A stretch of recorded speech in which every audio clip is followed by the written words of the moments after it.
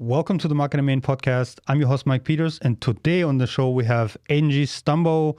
She's the owner of EXIT Realty Stumbo here in Dayton, Tennessee. Welcome to the show, Angie. Thank you very much for having me.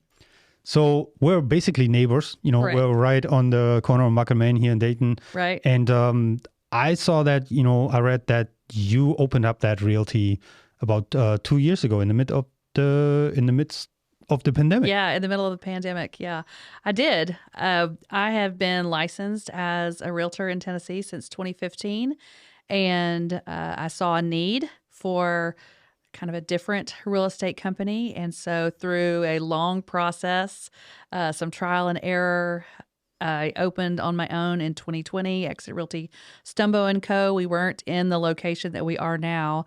I started out by Mapeus fruit, or the old Mapeus fruit over by Napa, and then had the opportunity to move downtown, which really has been fantastic because there's so much traffic and downtown Dayton is so active, and we get to be a huge part of the community here. Oh, that's great. Yeah, I mean, we're here too. We see is a lot of traffic going through. Right. A lot of traffic. I still don't 100% understand why and for what, to be honest. For me, Like it's why people are coming down the street. Well, it's like, it's beautiful, but it's like, for me, I don't understand because, there's not much. I don't see what they're coming here for. It's like a lot of pass-through traffic, I think, from 30. But it's like, for me as an outsider still, right? It's like, I'm like, okay, there's a lot of people going through here. It's like my parking lot is always full, Right. With not people who are in your building. Right, exactly. It's like, okay, so we just had that conversation. I was like, okay, maybe we have to put up signs because, if we can't park anymore, then we have a big problem here. Right. There's so much parking and everything is full, so that's something for me I still have to wrap my head around what's going on, right? Right. I mean, there's a lot of businesses, and it's grown even since I've been here, because we moved into that location May, June of 21. And the downtown, there's such a huge push to develop downtown, and you have almost all the buildings that are full. You've got a lot of tourists who come here. They come to see our courthouse. And then you have so many banks that you've got the head of Simply Bank, which is located right here. There's no signage, but behind the courthouse, right? Yeah. Well, so the one that's behind the courthouse is the leadership is housed right here. So you've got a lot of people kind of coming and going, with different hair salons. And so there's just a lot of traffic through downtown, whether people just local during the day, business owners just popping out for lunch or running errands, just doing kind of piddly stuff. Yeah. I mean, there's, like I said, I'm surprised. But then on a Saturday, there's like a ghost town. Yeah. It's like Saturday morning, Sunday morning is like nothing. Well, and what's crazy is I was here last night, 8:30, 9 o'clock, and it was dark, and there's still traffic. Yeah. But on the weekends, you're right, it's pretty dead around town. Yeah, I once took a walk like on a Sunday morning or Saturday morning. I was like, all right, it's noon now. Where's all the people? Right? So right. They're at the Tennessee game. What's that? They're at the Tennessee game. Oh, okay. See, I have no idea about that. Right. Like, for me, it's like, okay, what are you talking about? Right. No, they're everybody's watching college football on Saturdays. Oh, okay. But I don't think the season was on yet. I think it was like, when we just moved in. So right. I think they start season in August, right? A lot of the businesses downtown they're open on Saturdays, but just early. The traffic just is here during the week.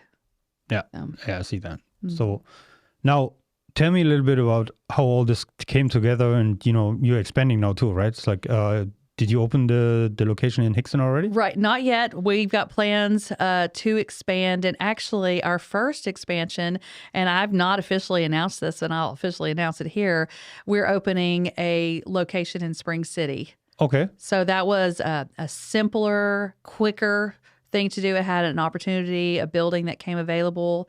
And so we're jumping on that as soon as I can pull it together. I'm hoping it'll be open before the end of this year. Oh, cool. So it's going to be two locations. Yeah. Real estate in Tennessee is interesting. If you have a location, you have to have a broker. And Okay. I don't want to get into the weeds of that too much, but in Tennessee, every physical managing location broker. has to have a broker Yeah. in place. And so that's kind of the hurdle. You can have one office with 200 people in Yeah. it and one broker, but if you have 2 locations, you have to have 2 brokers. That same in Illinois. It's Really? the same. Okay. Yeah, you have to have a managing broker for each location. Right. So that's the plan. There's a lot of growth that is really happening towards Spring City. Dayton has grown like crazy since even we've lived here. We're not locals. And I can see what's happening in Spring City, and there's room. There's room there for us. So I've got a good location close to downtown and a couple of folks that I'm talking to, and I think it's going to be a good office. Okay. Even though the market's a little... What is I mean, yeah, it's always what you make out of that. It's like it doesn't matter what industry you're in. There's always like the people that crawl under their desk because they believe the news, and then there's the people that don't care and just grab all the market share that other people leave on the table. Right. I think in any business, in any industry, you have to constantly work on your mindset.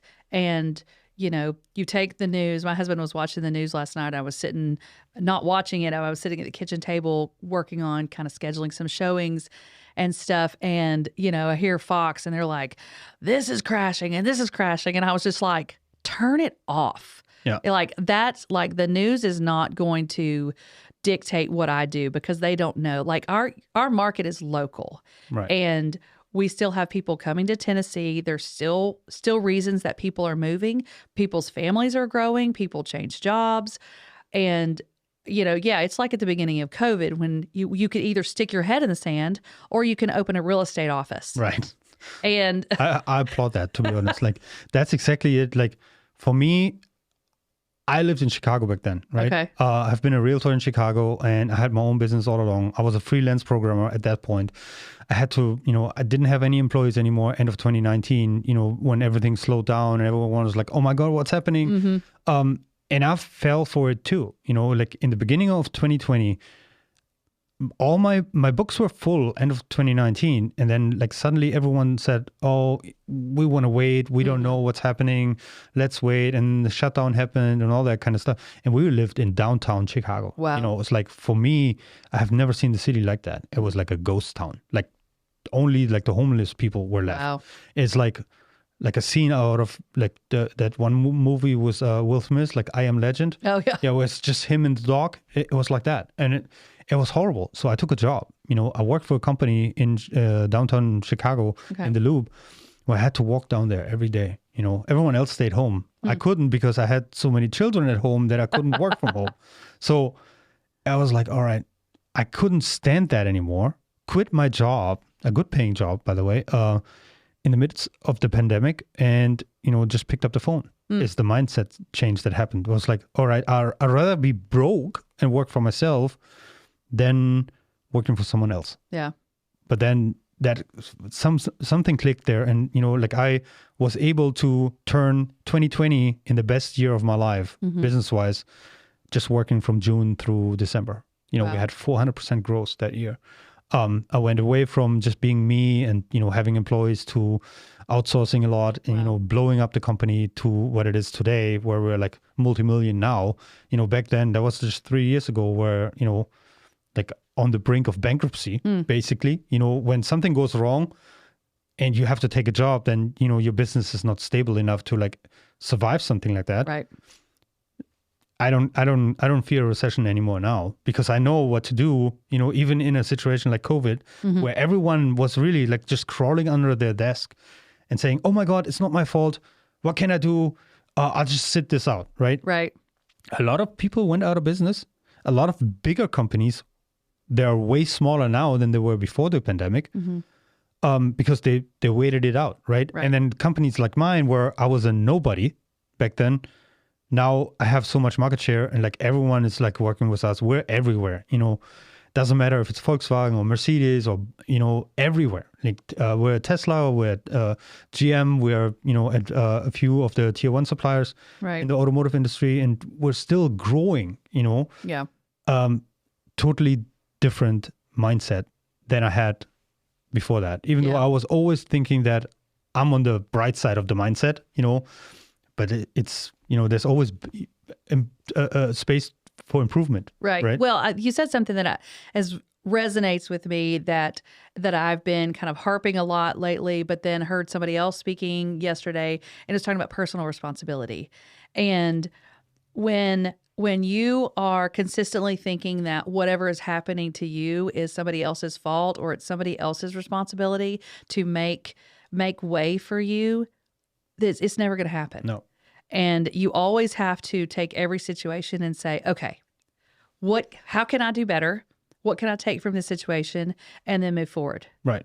And, it's not anybody else's job. Real estate is such a roller coaster profession, and in a small town, I've never done real estate in a big town, so I don't know, but you see everything. You see, oh, well, this person just listed their house with someone else, and oh, and I go to church with them, and, your feelings get hurt, and then you're like, okay, hold on. It doesn't matter. What's the next thing? Right. What could I have done something and probably not. Probably you couldn't have done anything because people don't understand exactly how it works. It's also like I have done only real estate in a big city, right? Mm-hmm. I've not worked on very many deals because, my main business was more important to me. Mm-hmm. Real estate was never meant to be like the thing. It was a hobby. I love real estate. I love Chicago. The real estate there is just beautiful, right? So that was more like coming from a point of view of like, okay, so how can I make this work for me, right? Mm-hmm. But it's the same. It's like, but statistically speaking, it isn't even about you as a realtor, right? It's like that's so true. I think 90% of people, that list their home with a realtor, right? They go with the first realtor that crosses their path, mm-hmm. and not, like you go to the same church or we grew up together. Why didn't you do that with me? And it was like, well, you didn't say that in that moment when I wanted to list. Right? It's like we didn't talk to each other, but that person talked to me. I was like, hey, you want to list your home?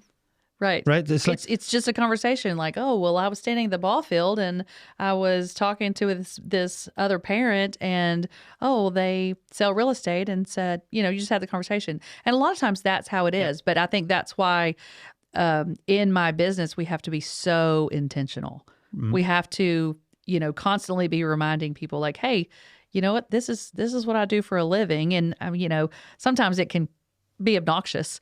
I agree with you. Like, I think you should stay in the buyer's mind, right? Mm-hmm. But I just, the whole deal is like, and I always make fun of that because I was in the same position, right? This whole like just closed, just listed, and all those pictures, that's ridiculous. Right? Yeah, no, it doesn't do the job. We don't do that kind of content really. So the deal is that, everyone does the same thing, mm-hmm. right? I've been in a Keller Williams office back then.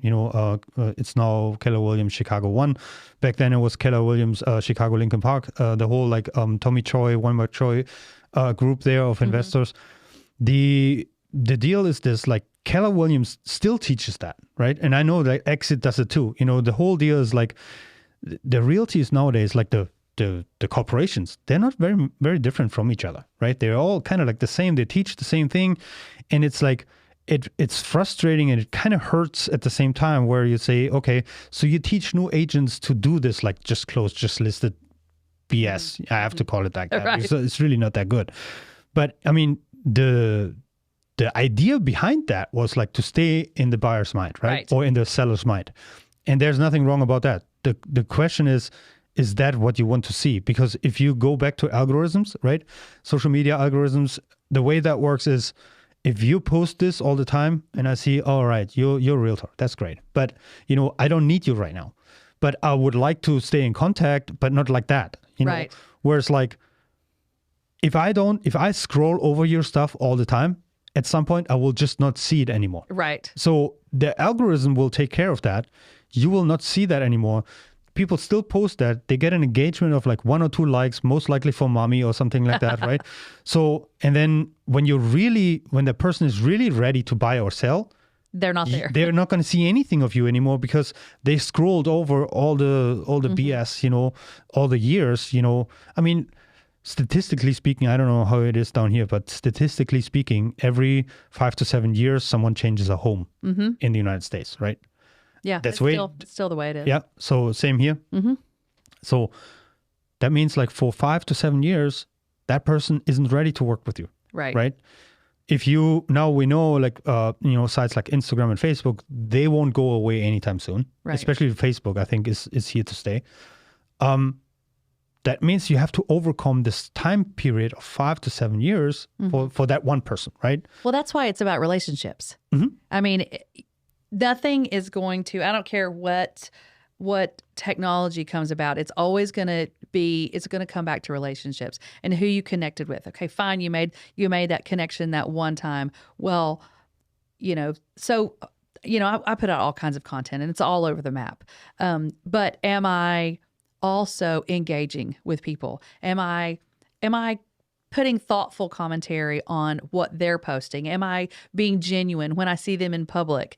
And even more so as it's gotten to where, my social media is kind of all it's out there. And so then there's people who maybe know me that I don't know them, but am I approachable? Am I, friendly and engaging? And do we create an environment where people feel comfortable? And that's really my goal, is to have an environment. And that's why we have community events, because fine, you see us on social media, but then when you come to our office, you see that we're the same people and we are inviting and we're engaging and we genuinely want good things for you.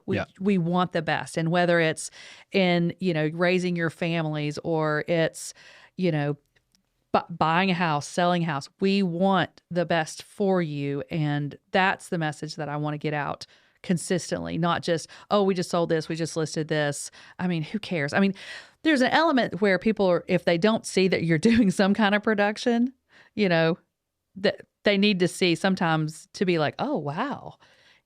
Occasionally. I don't know. Like the deal is this. I mean, let's be frank about this. If I want to find out, that's you'll Google me. No, I Google you. I don't need to Google you. I go on Zillow. Zillow tells me exactly how much buildings you sold or bought for people last year in the last 12 months. That's like or realtor.com. I can see that. That's not, real estate is a very, very unique industry. I mean, we're catering to realties and to realtors because for us, it's so easy to qualify someone. Right. If I want to know how much money you made last year, I look it up. Yeah. You cannot do that with me, but I can do it with you. True. That's very unique. And that's why, if someone, I think you need to stay in the buyer's mind. Absolutely. It doesn't matter what industry you're in. It doesn't matter who you are, where you are. It really, you should stay in the buyer's mind always. Right. But you don't have to show them that you do production. If someone is interested in working with you and say, hey, I'm the best realtor in town, okay. whatever that means, sure, right? Prove it. I was like, all right, just look me up. It's right there. I sold X, right. It's like, I don't know. Our realty last year had so many sales, right? We just, we put down a possible client list, right? The way we did this was just like Google, top producers Chattanooga, top producers Knoxville. And they tell me exactly average home price, how many how many homes sold and stuff like that. I can qualify my clients easy because it's public knowledge, right? Right. So that's unique to any other. I don't think you need to do that, because if someone wants to know if you're really producing or not, they can just look you up. Right. Well, and I do think there is a little bit of an element of, like, I'm a solo agent, and I've always been a solo agent. I always will be a solo agent because I have an office, but the office's production does not count for me as a team. And so you have so many teams now that they might have 10 people on their team, and everything that they're doing counts for this one person's production. And so I feel like the numbers are a little bit skewed because that person, they made a lot of that happen, but they're taking credit for even when somebody on their team brought their own seller, and they're getting credit for it. So I think a little bit of that is skewed, and especially, the way my office is structured. I mean, if somebody wants to have a team in my office, that's fine. I'm flexible, but the numbers sometimes, I agree. I'll never be on a top producer list because I don't have a team. Right. I mean, I don't know, like the whole team thing is like, it also is the market, right? Yeah. It's like, what kind of market are you in? It's like, if you're concentrating only on Dayton, let's say that, right? then, or Spring City, that's very tiny markets, right? Of course, you're not going to be on a top producer list with, I don't know, like $35,000 lots and whatever, right. And you're competing with like the, $800,000 houses there on the lake in Chattanooga, for example. Not going to be on there. Nashville, even, bigger. Oh, yeah, for sure. Knoxville, the same, right? But that's not the point. If I look you up as a person, and you sold, let's say, 24 homes last, that does something. Yeah. And that has nothing to do with like you having a team, because, they get that team with too, right? It's like if I go with you and you have a big team, then I get that too, because the team, let's say you have 40 people on the team, that's why you are like the top producer in one or the other market. Right. That means like me as a buyer or as a seller, especially, I tap into that team too, right? So yes, the numbers are screwed because it's not you as a person only, Right. but it's still like you as a seller, for example, you get this benefit of like, well, let's keep this in-house, right? Right. Like, we have those 40 people, you have a buyer, the likelihood that with 40 people, you don't find one buyer, is very, very tiny.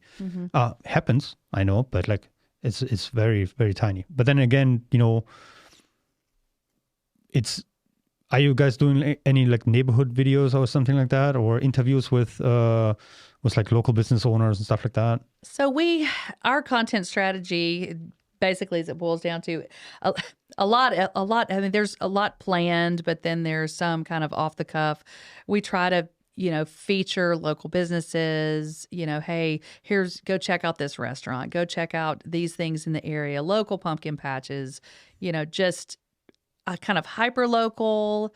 We do home tours. We don't have a ton of neighborhoods in Ray County to necessarily feature, where as opposed to Chattanooga, which might have, 250 homes in a neighborhood. We have nothing like that here.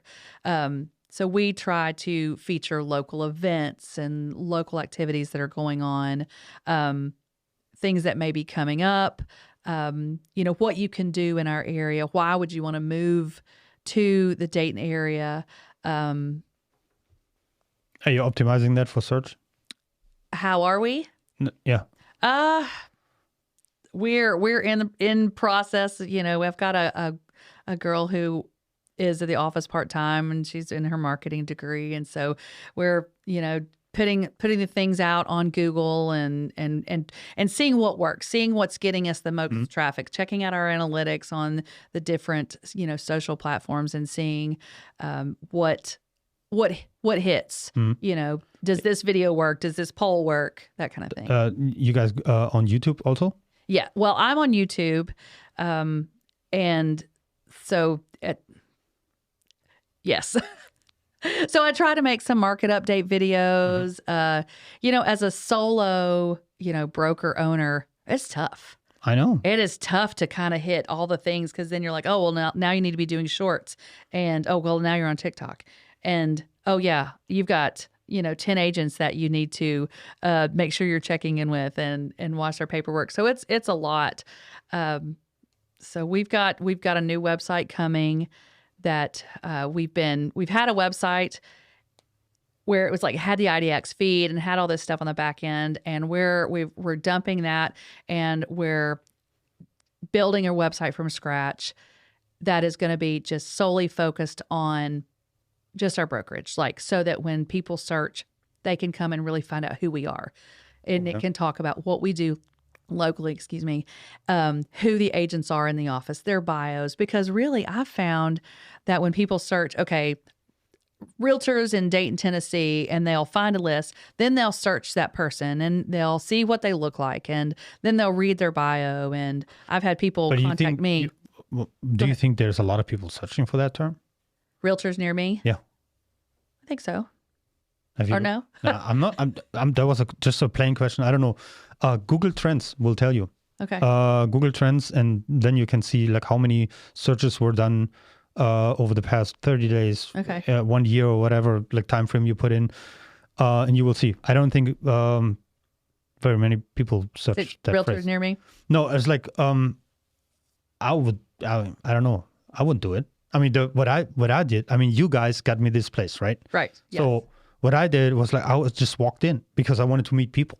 That had less to do with I need a realtor than I was like, okay, how can I meet people in this new town where no one knows me? No one knows my name. What do I do first? Well, I'll go to the local realty. So, and that I will tell you, that's probably our biggest strategy. That's not a strategy. We have this location, and it was really important to me to, as soon as possible, have someone who is there full time. So Beth, my office manager, she's such a rock star because she will engage anybody. And we have people walking in every single day, and it's for different reasons. And what we're trying to do is we're trying to create a reason for people to walk in. She's a notary. So we have the banks that are sending people to us. And so we want to create an atmosphere where, oh, well, I've been in this building before. Oh, I went and had something notarized. And so then they're like, hey, actually, no, I know of a real estate office. And that works for local, right? Yeah. So, but then you have someone from out of town. You have Michael Luby, who does the same thing, who walked in the office. I wasn't there either time, but I didn't have to be there. Right. And that's probably one of the best decisions that I've made, is to set something in place so that we're always open. And I think that's some of the mistakes that a lot of businesses make, is they're not available. And there's a sign on the door like, hey, by appointment only, that kind of thing. But when we made it to where we were open 9 to 5, Monday through Friday, you could always count on that we're going to be open. Yeah. It's made a difference. Yeah. No, I understand. It's like, I mean, this is a pretty, and you don't have any competition in town here anyways. Like, I mean, on that street, right? Right. No. To walk in. I mean, there's other realties in town here, Sure. but that's something where it's like, yeah, you're present. All right. That's one thing, and then, beyond that, I just don't think that there's like, I mean, we can do the test after that, but like, I don't think there's many search phrases out there that, or very many people that search for that phrase. Right. Because it's otherwise, if they're near, I guess they already know us. Right. First that, and then second, like again, coming back to, 90% of people going with the first realtor that cross their path, has more to do with, showing agents sometimes, people that, show places to people than anything else, and that's also something where we had this before where, in Chicago, people were like, can you do the showing for me? That's like that's beneath me kind of thing, right? So that open houses and so on. Open houses, I have to have mixed feelings about that, because people also, like, people that go to open houses either come with their realtor already, especially when they're in the market for buying something, right? What most open houses are about. Or just nosy neighbors. Nosy neighbors, or kids that want cookies and stuff like that. So that's something where that's very different. We don't have very successful open houses here in Rhea County. I know they do in Chattanooga, Hamilton area, because you have people who will drive through a neighborhood. Right. But we don't really have, Are you advertising open houses on Zillow, for example? If we do an open house, we'll put it in the MLS, and then that syndicates out to Zillow. And the thing about Zillow is, I've told agents to do this in the past. I'm like, put in Zillow that you're having an open house, because then Zillow will put that up at the top, right? To look for, and then you can have the open house or especially not. If you don't have very many, anyways, in the area, and that's something I would definitely do. I think it's gonna come back. I think we're gonna enter a market where people are gonna have to work a lot harder than they've been working the last couple of years. Yeah, it was pretty easy. Yeah, I mean, I think about all of the agents who just became licensed during COVID, when there was just so much business, and we just had people coming here in groves, and they all had cash, and you could just do a transaction. And so your hardest job was keeping up with everything that's going on. You didn't have to, make a list of all of your, your sphere, all of the stuff, and like call them. You didn't have to do that. So we developed some very lazy habits over the last couple of years, that business should let me just sit back and just let the business come to me. And we're going to have to change the way we do things. We're going to have to. Are you feeling anything already? Like slowing down? Yes. Really? Yeah, we are. You know, you can look at homes, you put them on the market, and they're sitting there. They're not, you know, they're not getting the offers right away. And that's fine in the grand scheme of things, because for buyers, that gives them, there's just less liability. Right. You know, buyers can take a minute. Like, you know what? Let us think about this. We don't want to have to make a decision in this instant. We want to be able to have a home inspection. We want to be able to, you know, bring a family member through, which that's, you know, such a big joke. Hey, I want to bring my dad over to check out the Right. house. Well, that's a deal killer. Yeah. So at the end of the day, that's really a better market.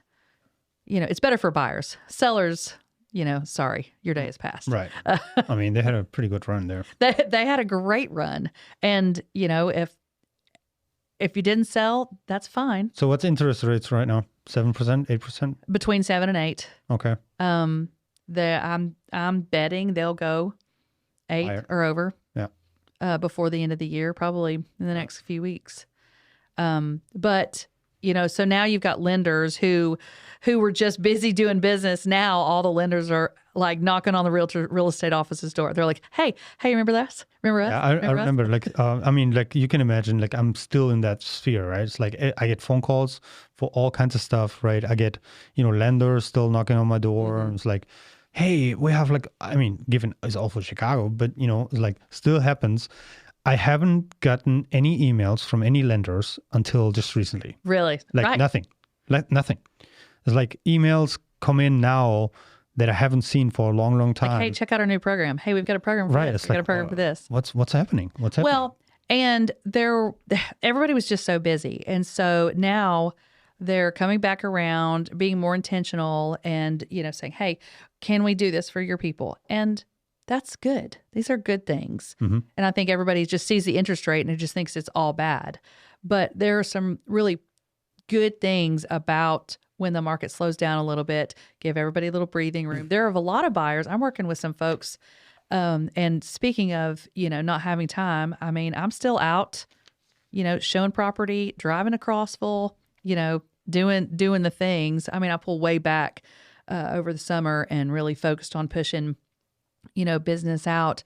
But I'm still, you know, boots on the ground so that I can stay relevant as a broker. But these folks in particular, they were like, we weren't interested in that market. So there are people who are willing to pay more because they weren't willing to be in a bidding war and pay $40,000 more for a property, which, you know, necessarily wouldn't appraise, but they would have the cash. They would just throw the cash out there.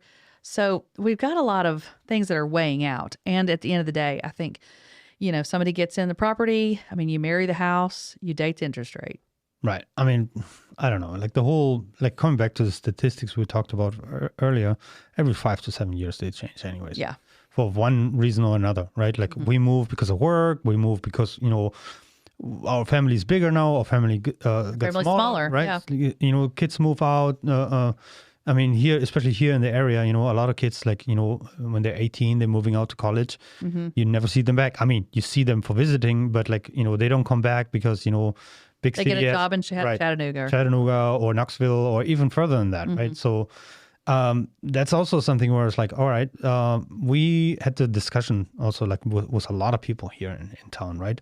Me being in a pretty special situation where I have two businesses. Mm-hmm. Now, one is the marketing part, but you know, like really like the, you know, the bread and butter, you know, is really the industrial automation where we cater to all the companies around here, right? Mm-hmm. Volkswagen and all their vendors and such.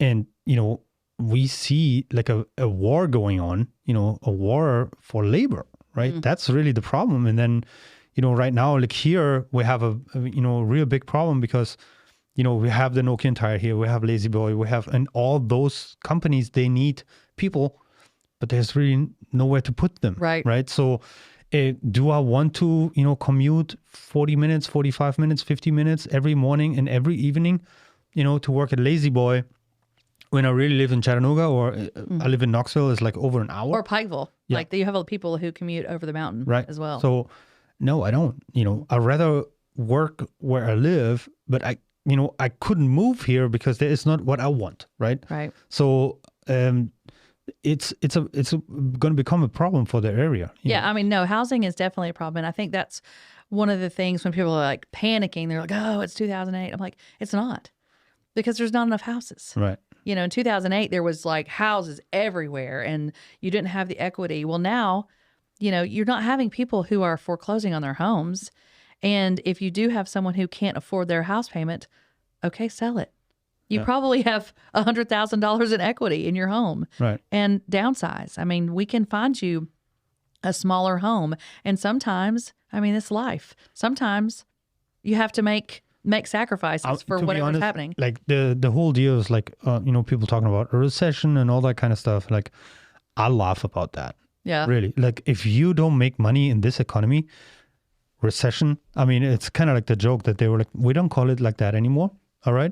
But what is really happening, right? Is this a recession? Yes, it is. Like, on paper, it is. Yeah. But like, you have to look back on like where we're coming from. We came from a time period where we had like growth like crazy. And now we don't growing anymore, but we're also not shrinking a lot.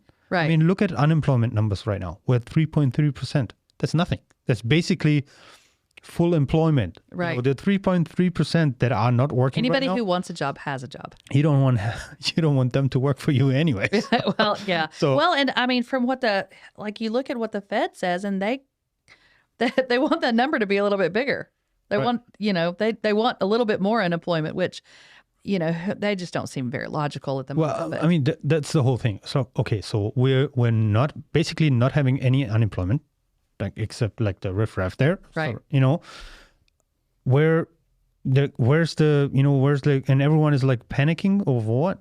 It's like if you can go to McDonald's and flip some burgers and still are able to afford a house right now. Right. Well, like- it's crazy because when I first got in real estate in Ray County, the median home price was around $150. Okay.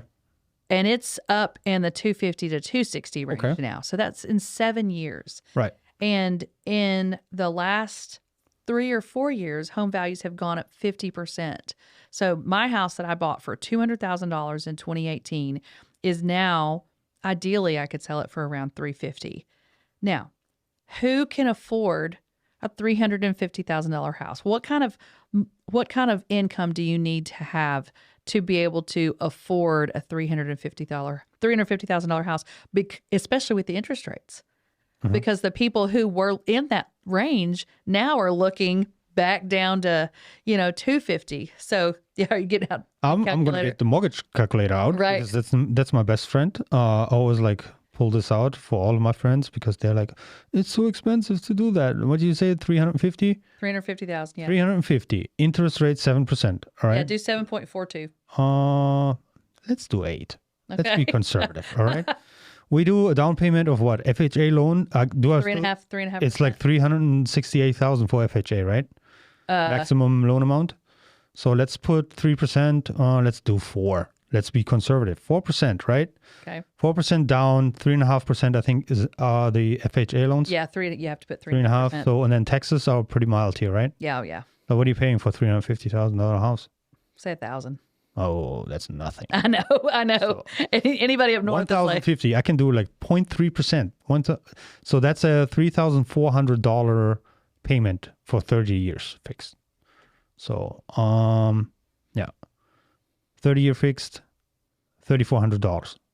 So what do you need to make for that? $10K a month. a month. Like, Right. So if you're making $15 an hour, 2 people, that's $1,200 a week. but that's like, I mean, I know you. Yeah. That must be a very nice house already, right? I mean, it's not anything spectacular, really. All right, but it's also not a trailer. No. All right? But there's also like, if you make the $15 and you have 2 people working for that, that's how much? So, I mean, that's $4,800 a month. Was 2 people working at that? 2 people working at $15 an hour, that's 40 hours a week.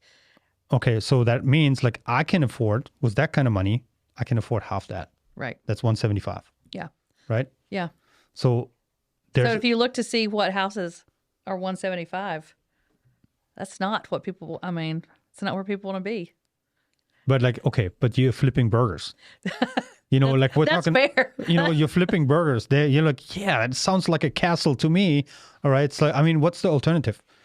A shitty apartment somewhere in like Red Bank or something like that. Right. Because they're not here because we're you pay the same amount of money, right?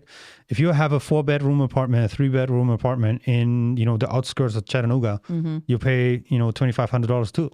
Yeah. That's easy, right?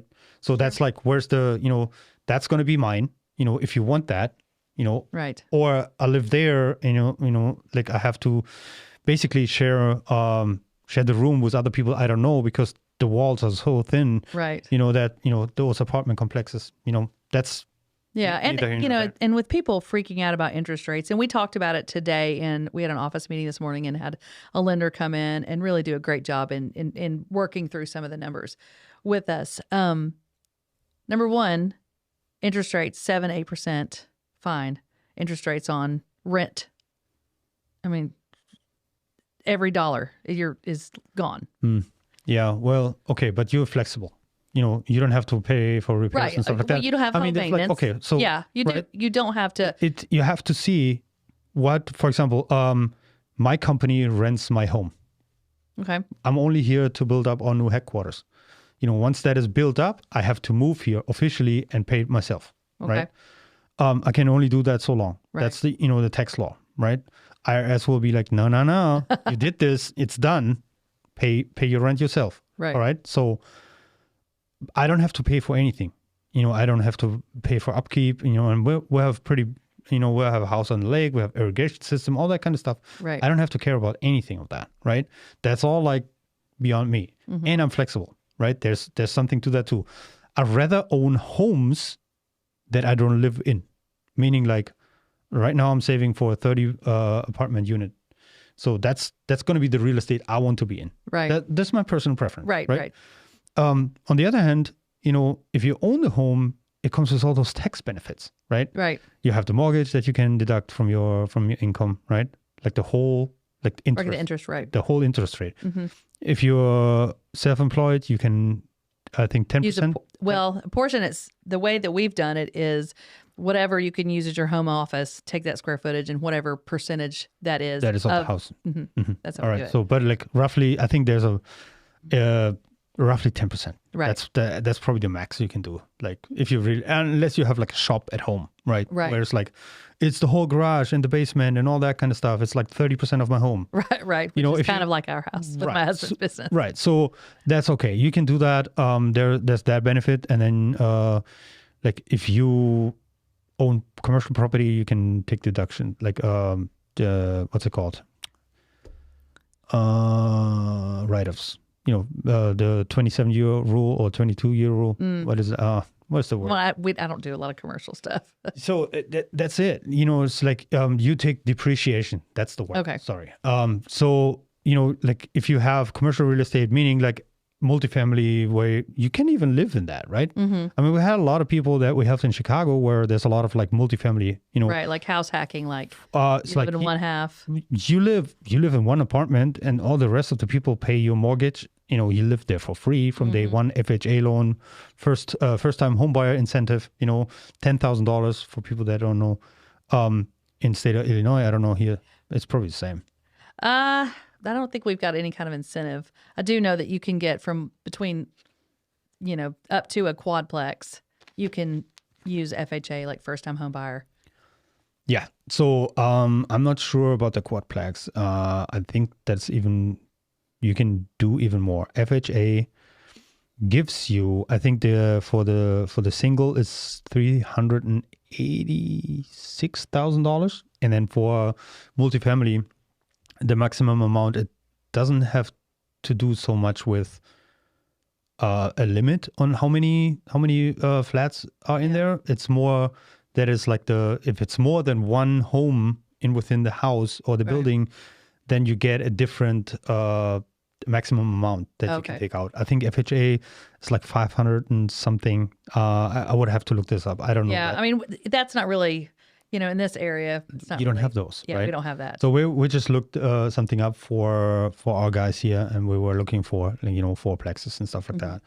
There aren't very many No, duplexes. Yes, Yeah, there's duplexes, yes. duplexes, but there is it's an interesting, and I've never been anywhere. Well, I've been other places. We're not locally, from here, but I've not ever done real estate anywhere else than here. So where are you originally from? Well, I've lived all over. My dad's a Methodist preacher, and so we've lived all over the place, all over the South.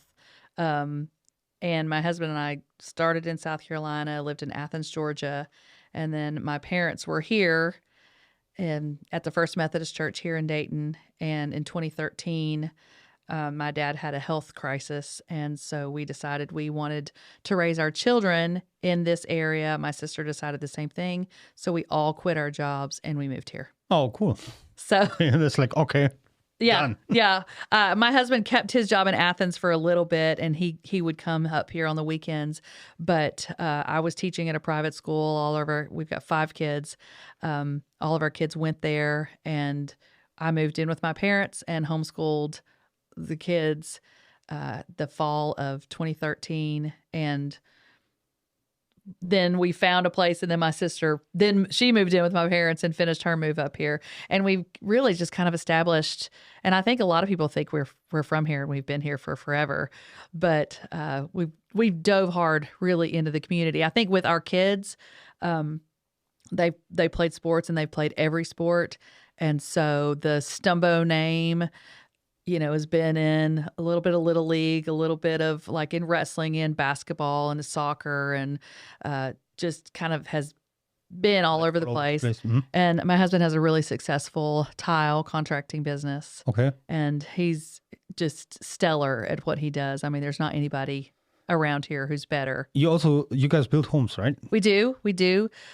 We developed actually Market Street, where you're on, so Market and Main, at the very end of Market Street, dead-ended where we live, and we saw an opportunity where there was supposed to have been a road, and so we bought 4 lots there and finished out the road, like built it out, put in the utilities. What is it like? So Market Street goes all the way and then curves into 27, right? So what happens is that's where it curves is access road.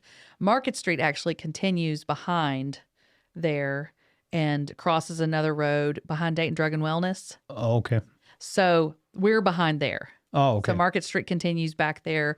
And there's some funny stories. Market Street actually continues even behind Richland Park, where the new Amazon store is.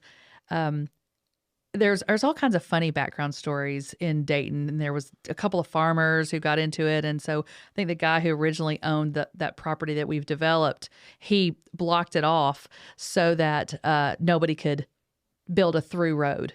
So we're building houses, so definitely no one can ever build a through road back there. But the homes that we're building are more custom; they're spec. We finished one. We sold it in July of this year.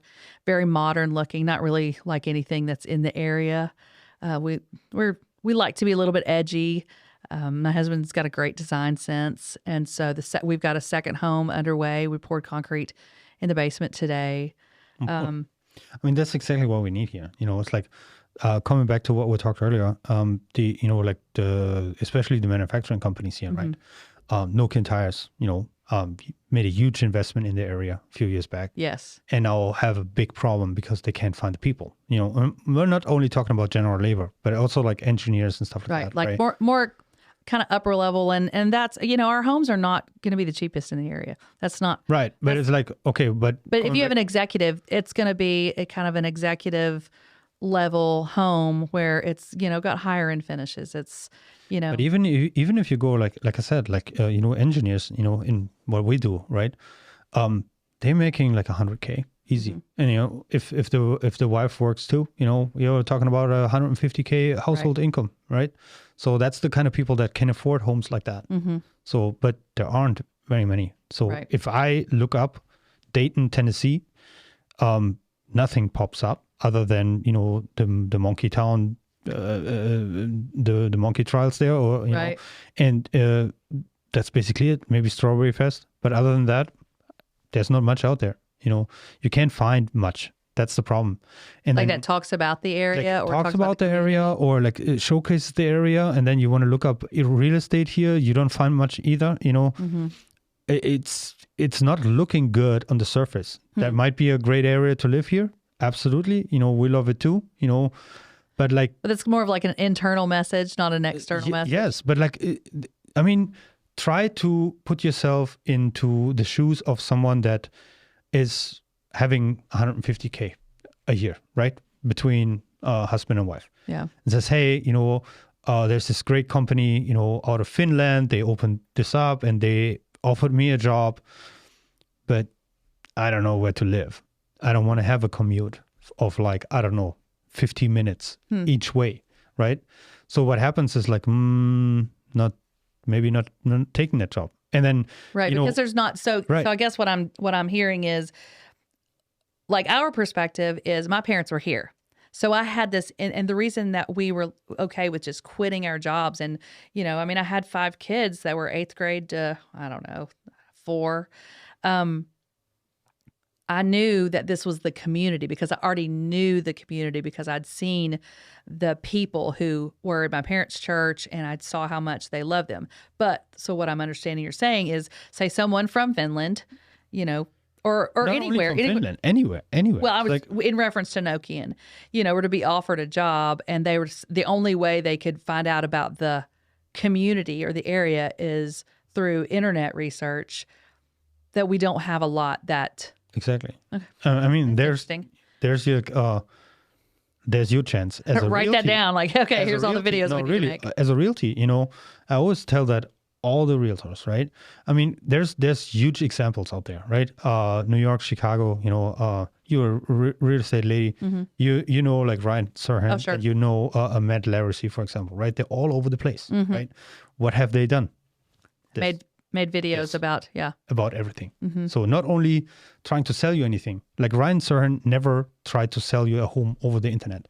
Right. He was like, just, hey, look at this. Hey, look at this house. So cool, whatever. Like, the thing is that, podcasts, for example, same, right? You come in here, you interview other business owners and stuff like that. You make yourself knowledgeable about the area, right? The same is like neighborhood videos. You say, well, we don't have neighborhoods like Chicago or Chattanooga. Yeah, I know. But, like, what is this all about, right? We have all the boat ramps. We have the fishing tournaments. We have, all the great, whatever right. People are interested in that. Schools, what does the local school look like? Have an interview with a local school principal, for example. Or, instead of like, oh, look at this, I have the food from this place or whatever, like have the local, person here on the show, or be at their place and say, hey, you know what, show us around your stuff, so that there's more. If you put the title in Dayton, Tennessee, on everything you do, there, if someone comes to town and has the problem, what we just talked about, Google's something in Dayton, best schools in Dayton, best restaurants in Dayton, and you are the one that pops up every time someone looks something up about Dayton. I mean, that's the beauty of like being in a small town where there isn't much content. Right. That's So fair. You're going to be all over the place. Anything attached Dayton will have your name. And anyone here, anyone has the opportunity to do it. And it's not only Dayton, it's like Spring City, it's like Pikeville, Graceville, like Soddy Daisy, you name it, all those places, right? People from outside look up stuff, right? Or it's like, oh, Greater Chattanooga area. This is Greater Chattanooga area. It is. Right? So I would even say this is the outskirts of Knoxville too, because we're pretty close there too. Athens, Cleveland, all those places. But what happens right now is this. They look up Zillow. Okay, I find nothing. There's nothing available. There's a 1-bedroom there. There's a trailer there. I don't want to live in a trailer. I'm too good for that. Yeah, a lot of people are like that. If you have 150K to your service a year, you don't want to live in a trailer, right? So what happens is this. They might take the job, but they live in Cleveland. Because Cleveland is like popping up, like apartments, like high-end apartments, homes, everything, everywhere, right? Same in Knoxville, right? Knoxville is a growing city too. Chattanooga, one of the fastest growing cities in the whole nation. Fastest internet in the world. Right. Which we don't have. Right. It stops right there. 420 Market Street is where the fiber ends. Like I got into it with him, by federal law, It cannot. EPB, they are not allowed to come any closer towards here than 420 Market Street. What is the Food City?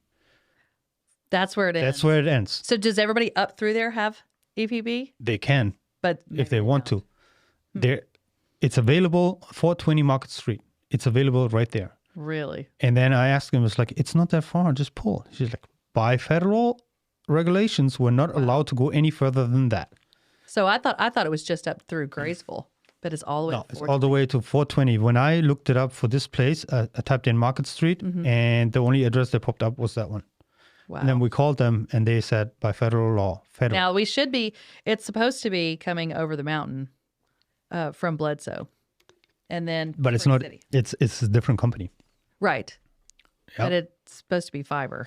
Yeah, that would be great because internet here sucks. Yeah. I have to say that. It's like the download, not so much, but the upload is awful. And especially for what we do here with a lot of like gigabyte sized video files. Yeah. Takes forever to upload from here. That's awful. So above my at my grade. house, I live in the middle of nowhere, right? Yeah. Right on the lake. You would think it's worse there. I have fiber.